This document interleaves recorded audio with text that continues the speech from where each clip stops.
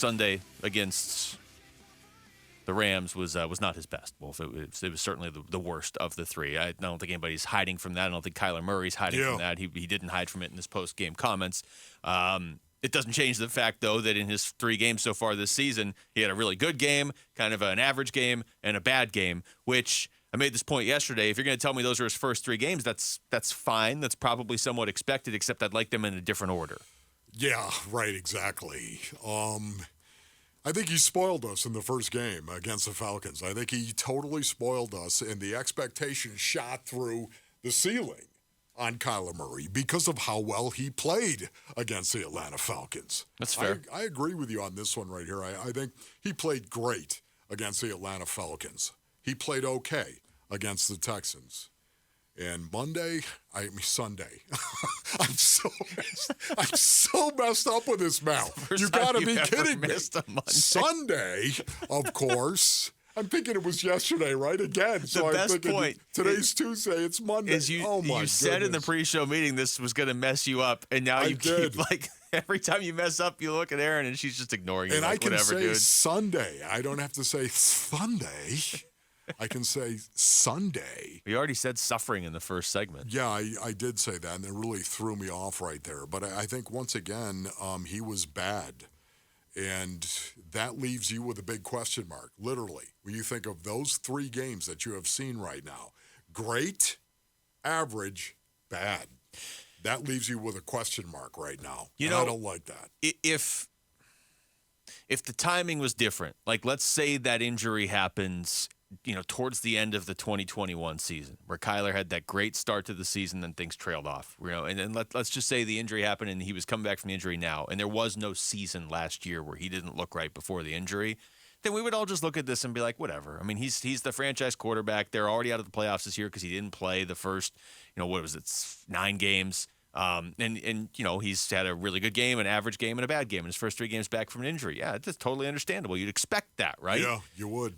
Except because of the first half of last season and because of the fact that they may have a top 2 draft pick, we all know, and it's, new coaching staff, new regime, don't minimize that part of the equation. We all know what's on the line here, what's at stake in these final now 5 games. So he doesn't, and it's probably not fair, but he doesn't really get the grace of, hey, you can have a bad game against the Rams. You've been out for a year. There's no time for it. Yes. Okay, so Luke, when will you know Kyler Murray is the guy? When is there something for you definitive? When do you think you'll know that Kyler Murray is the guy? No. Because that's the question we all must answer. It's 5 games left. You got Pittsburgh and then a bye week, and then you've got San Francisco. So if he could go out there, I'll say this, Wolf. I don't know that I would definitively know he's the guy, but, man, it would go a long way if he bounced back against Pittsburgh this week. Yeah. Very winnable game, but Pittsburgh's defense is good, and they win every week, even though their offense is If he could bounce back against Pittsburgh and then somehow show us something against San Francisco, because you got to remember the Rams and San Francisco, and obviously Seattle too, those are the teams he most needs to be good against, because those are the teams he's going to see 6 times a year if he's here. Yes. Listen, for me, Basinonians, right now, I think the bye week is when I'm going to know the bye week. And really? The reason why I say that, 4 games, you know how big I am on the sample size of 4 games. He will have played 4 games going into the bye. Of course, the Steelers coming up this Sunday, and that'll be 4 games. And there are 4 games after the bye.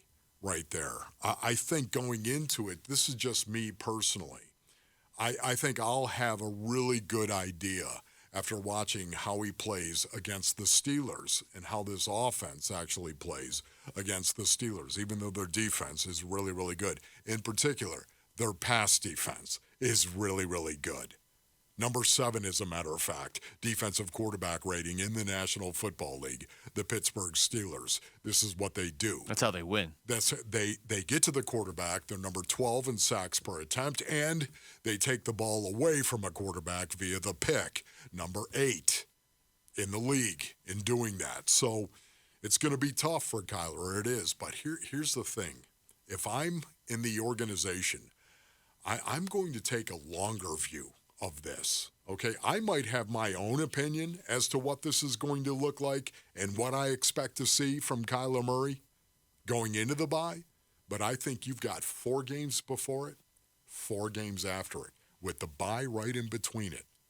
How much better can Kyler Murray look with the bye week than he did in the first 4 games, in the last 4 games?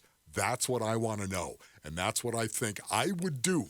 If I were Monty Ossenford, if I were JG, I'd be taking the long view of this, which is all 8 games. For me, I think I'm inclined to making that decision much earlier than maybe I should. Well, I mean, you have to remember too, they're not just looking at the games. They're looking at practice. They're looking at what it's, how he looks behind the scenes, what he looks like around his teammates. But again, he's being measured as, can this guy win us a Super Bowl someday? I mean, that's how you're measuring it, right? Especially right now, because the other part of this equation, I'm not really measuring Kyler here in these 8 games this season over by wins and losses, because there's too many moving parts. There's not a lot of great, consistent talent around him. There's injuries. We knew this team was going to struggle this year.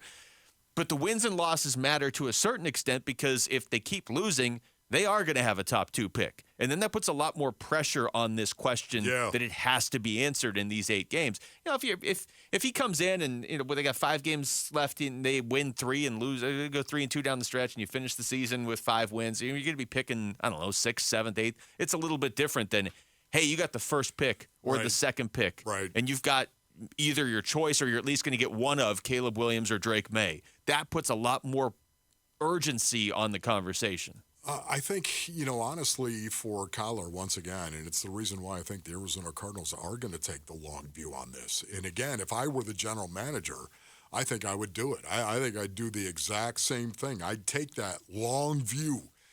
This way, Kyler can catch his breath. He can evaluate where he is. He can recover, regroup, hit the reset button on his bye week, of course, coming up. I played in 4 games.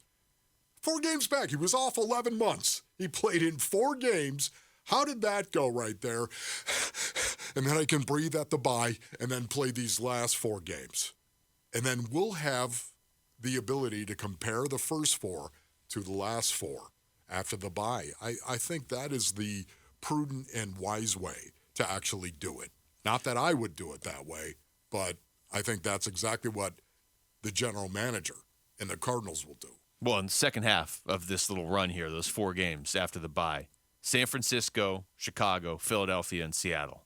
Now, look, I know Chicago's got their issues, but San Francisco probably has the best defense in football, and Philadelphia might be the best team in football. Yes. So, again, I don't think there's going to be one moment where it's like, hey, look at that throw Kyler made. He's definitely the guy. But it would sure go a long way if you could play well against San Francisco and Philadelphia. Yes. And it would have – I don't view like this game against the Rams this past Sunday as, okay, well, he's not it. Get him out of here. But, man, that's a missed opportunity, because if he could have played well against the Rams, who have been an issue for the Cardinals for as long as any of us can remember, that would have really gone a long way to being like, okay, maybe they don't need to use the pick on a quarterback. Yeah. Maybe they already have their guy. So, I don't know. We'll see. They got some interesting tests coming up, though. The schedule makers were not kind to him in particular with San Francisco and Philadelphia down the stretch.